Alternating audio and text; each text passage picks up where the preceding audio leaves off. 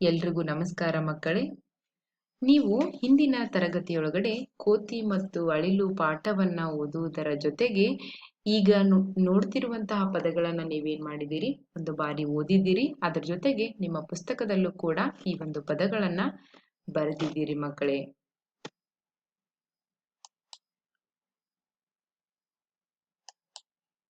ಈಗ ಕೋತಿ ಮತ್ತು ಅಳಿಲು ಈ ಗದ್ಯ ಪಾಠದ ಅರ್ಥವನ್ನ ತಿಳಿದುಕೊಳ್ಳೋಣ.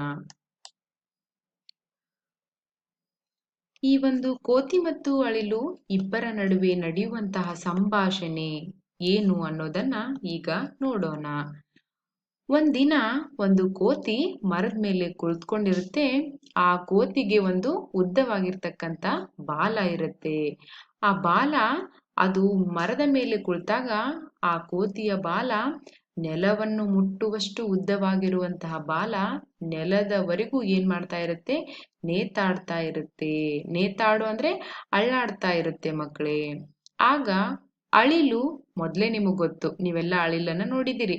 ಅದು ತುಂಬಾನೇ ಚಿಕ್ಕದಾಗಿದ್ರು ತುಂಬಾನೇ ಮುದ್ದಾಗಿರುತ್ತೆ. ಅದ್ರ ಜೊತೆಗೆ ಮರದಿಂದ ಮರಕ್ಕೆ ಅದೇನ್ ಮಾಡುತ್ತೆ, ಜಿಗಿತ ಆಟವನ್ನ ಆಡ್ತಾ ಇರುತ್ತೆ. ಅದೇ ರೀತಿ ಇಲ್ಲೂ ಕೂಡ ಒಂದು ಅಳಿಲು ಏನ್ ಮಾಡ್ತಾ ಇರುತ್ತೆ, ಕುಣಿದಾಡ್ತಾ ಇರುತ್ತೆ.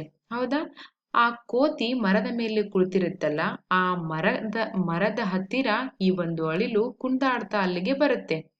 ಆಗ ಆ ಒಂದು ಅಳಿಲು ಆ ಕೋತಿಯ ಬಾಲವನ್ನ ನೋಡುತ್ತೆ. ನೋಡಿ ಅದಕ್ಕೆ ಆಶ್ಚರ್ಯ ಆಗುತ್ತೆ. ಅಯ್ಯೋ, ಇಲ್ಲೊಂದು ಜೋಕಾಲಿ ಇದೆಯಲ್ಲ, ಅದು ಇಷ್ಟು ಚಂದದಲ್ಲ, ಎಷ್ಟು ಸುಂದರವಾಗ್ಯದಲ್ಲ ಅಂತ ಹೇಳಿ ಆ ಒಂದು ಅಳಿಲು ಏನ್ ಮಾಡುತ್ತೆ, ಯೋಚನೆಯನ್ನ ಮಾಡುತ್ತೆ ಮಕ್ಕಳೇ.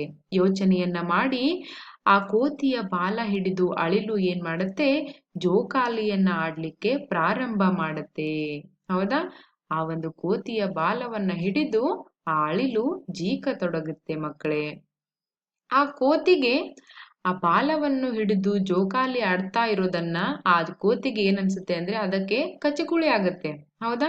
ನಿಮ್ಗೂ ನಿಮ್ಮಮ್ಮ ನಗಿಸ್ಬೇಕಾದ್ರೆ ತುಂಬಾ ರೀತಿಯೊಳಗಡೆ ನಿಮಗೆ ಕಚಗುಳಿಯನ್ನ ಇಟ್ಟಿರ್ತಾಳೆ. ಇಲ್ಲೂ ಕೂಡ ಆ ಕೋತಿಗೆ ಆ ಅಳಿಲು ಏನ್ ಮಾಡತ್ತೆ, ಬಾಲವನ್ನ ಹಿಡಿದಾಗ ಆ ಕೋತಿಗೂ ಕೂಡ ತುಂಬಾನೇ ಕಚಗುಳಿ ಆಗತ್ತೆ. ಅದು ಏನ್ ಮಾಡುತ್ತೆ, ಯಾರು ನನ್ನ ಬಾಲವನ್ನ ಹಿಡಿದು ಯಾರು ಏನ್ ಮಾಡ್ತಾ ಇದ್ದಾರೆ ಅಂತ ಹೇಳಿ ಅದು ಕೆಳಗೆ ನೋಡುತ್ತೆ. ಆಗ ನಗ್ತಾ, ಮೊದ್ಲೇ ಕಚ್ಕುಳಿ ಆಗ್ತಿರುತ್ತೆ ಆ ಕೋತಿಗೆ. ಅದೇನ್ ಮಾಡುತ್ತೆ, ನಗುತ್ತಾ ಹೇಳುತ್ತೆ, ಏ ತಂಗಿ, ನೀ ಏನ್ ಮಾಡ್ತಿರ್ದೀಯಾ ಅಲ್ಲಿ, ನೀ ಏನ್ ಮಾಡ್ತಿರುವೆ ಅಂತ ಕೇಳುತ್ತೆ. ನನಗೇನಾಗ್ತಿದೆ, ಕಚ್ಕುಳಿ ಆಗ್ತಿದೆ, ನೀನು ಈ ರೀತಿ ಮಾಡ್ಬೇಡ ಅಂತ ಹೇಳಿದಾಗ ಆಗ ಅಳಿಲು ಗಾಬರಿ ಆಗುತ್ತೆ. ಅಯ್ಯೋ, ನಾನು ಇದನ್ನ ಜೋಕಾಲಿ ಅಂತ ತಿಳ್ಕೊಂಡಿದ್ದೆ, ಯಾರೋ ಮೇಲಿಂದ ಮಾತಾಡ್ತಿದಾರಲ್ಲ ಅಂತ ಹೇಳಿ ಅದು ತುಂಬಾನೇ ಗಾಬರಿ ಆಗುತ್ತೆ. ತುಂಬಾನೇ ಹೆದರಿ ಬಿಡುತ್ತೆ ಆ ಒಂದು ಅಳಿಲು. ಆಗ ಅಳಿಲ್ ಹೇಳುತ್ತೆ, ಮಂಗಣ್ಣ, ಇದು ನಿನ್ನ ಬಾಲವೇ? ಅಯ್ಯೋ ಮಂಗಣ್ಣ, ಇದು ನಿನ್ ಬಾಲ ಇದೆಯಾ? ನನಗೆ ಗೊತ್ತಾಗ್ಲಿಲ್ಲ. ಅದನ್ನ ನಾನೇನ್ ಮಾಡ್ದೆ, ಜೋಕಾಲಿ ಅಂತ ತಿಳ್ಕೊಂಡ್ಬಿಟ್ಟಿದ್ದೆ. ದಯವಿಟ್ಟು ನೀ ನನ್ನನ್ನ ಕ್ಷಮಿಸ್ಬಿಡು ಅಂತ ಅಳಿಲು ಕೇಳುತ್ತೆ ಕೋತಿಯನ್ನ.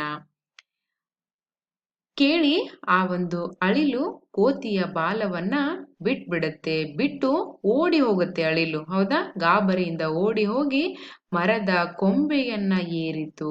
ಹೌದಾ? ಮರದ ಕೊಂಬೆಯನ್ನ ಏರಿ ಏನ್ ಮಾಡುತ್ತೆ, ಆ ಒಂದು ಅಳಿಲು ಕೂತ್ಕೊಂಡ್ಬಿಡುತ್ತೆ ಮಕ್ಕಳೇ. ಈ ಒಂದು ಪಾಠವನ್ನ ನೀವೇನ್ ಮಾಡ್ಬೇಕು, ನೀವು ಕೂಡ ಮನೇಲಿ ಓದ್ಬೇಕು ಮಕ್ಕಳೇ.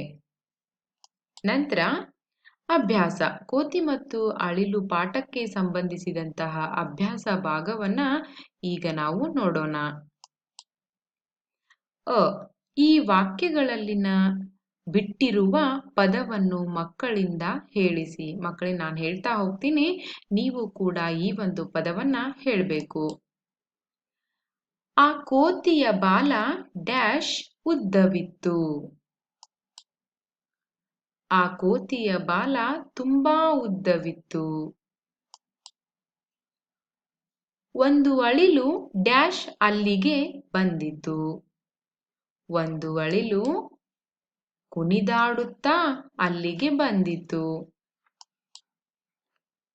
ಕೋತಿಗೆ ಡ್ಯಾಶ್ ಆಯಿತು. ಕೋತಿಗೆ ಕಚಗುಳಿ ಆಯಿತು. ಮಂಗಣ್ಣ, ಇದು ಡ್ಯಾಶ್ ಬಾಲವೇ? ಮಂಗಣ್ಣ ಇದು ನಿನ್ನ ಬಾಲವೇ? ಆ ಮಕ್ಕಳಿಗೆ ಪ್ರಶ್ನೆ ಕೇಳಿ ಉತ್ತರ ಹೇಳಿಸಿ. ಮಕ್ಕಳೇ, ನಾನು ಪ್ರಶ್ನೆಯನ್ನ ಕೇಳ್ತಾ ಹೋಗ್ತೀನಿ. ಪಾಠವನ್ನ ತಿಳ್ಕೊಂಡಿದ್ದೀರಿ. ನೀವು ಕೂಡ ಉತ್ತರವನ್ನ ಹೇಳಲಿಕ್ಕೆ ಪ್ರಯತ್ನ ಮಾಡಬೇಕು. 1. ಕೋತಿ ಯಾವುದರ ಮೇಲೆ ಕುಳಿತಿತ್ತು? ಉತ್ತರ: ಕೋತಿ ಮರದ ಮೇಲೆ ಕುಳಿತಿತ್ತು. 2. ಕೋತಿಯ ಬಾಲ ಹಿಡಿದು ಯಾವುದು ಜೀಕತೊಡಗಿತು?